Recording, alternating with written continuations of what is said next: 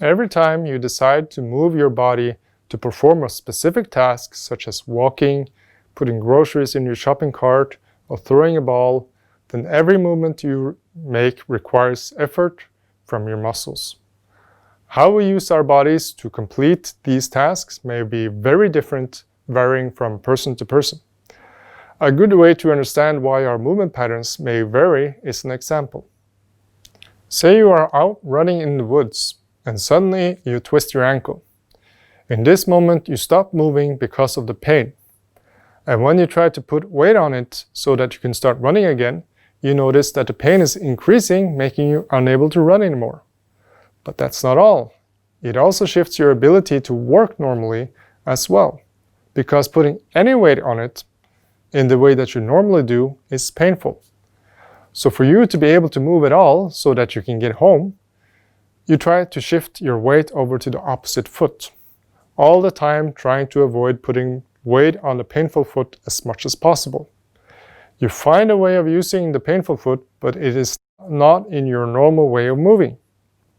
This is an example of a compensated movement pattern, and it is beautifully adjusted to your current needs. See, the body and the brain always try to make a compromise as to what is the best way for you to move. And the way you move at any given time is what the brain deems as your optimal movement pattern based on your current condition.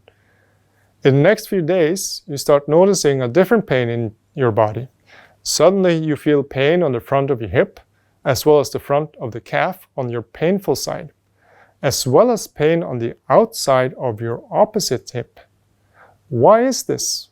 This was not injured, so why are you feeling this pain? The answer is, since your body shifted the way you moved that leg, you avoided the movement which caused you pain. By only keeping weight on your heel, on your painful side, by using your muscles on the front of your hip and calf to lock off these painful movements, as well as shifting the weight towards the outside of the opposite hip, so that the other leg can bear more of the weight of the body than the painful side. These newly adjusted movements are what we call compensated movement patterns. They serve a function in that they protect you from doing more harm to the injured area. The challenge, of course, is that it imposes more strain on the normally healthy muscles, because these are needed to avoid the pain you are experiencing. And even though they are becoming painful, the brain perceives this as less of a threat than your current injured ankle, and therefore accepts there is some pain in using these patterns, which usually subsides once the muscles adjust their tolerance levels by adapting to this increased activity, or when the pain goes away from the injured ankle, no longer giving a need to compensate. Some of the problem, though, is that in certain injuries that may occur, the normal movement is not restored, which means you keep moving in a compensated movement pattern even after this original injury might have healed.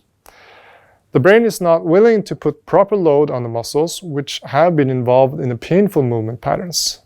The patterns will be more refined, meaning not looking necessarily as limited as when you first injured your foot, but nonetheless, it is changed. And the compensated movement patterns are still active. This leads to an asymmetrical movement of the body, which puts other muscles, joints, ligaments, and tissues under stress, which much later might lead to other injuries, again shifting the need of the body to compensate for this occurrence as well. Restoring damaged or reduced movement patterns is of high importance to avoid possible future injuries, as well as optimizing the body's ability to work in the most fluent and gracious pattern as possible. We also see that when people develop other injuries and pains, those may not necessarily release by itself because the brain does not allow putting weight on the previously injured area, so that the body remains in a limited and restricted pattern. Releasing and readapting these movements through exercise and therapy is an important step in many cases in order to avoid pain, new injuries, and limitations of your body's ability to move.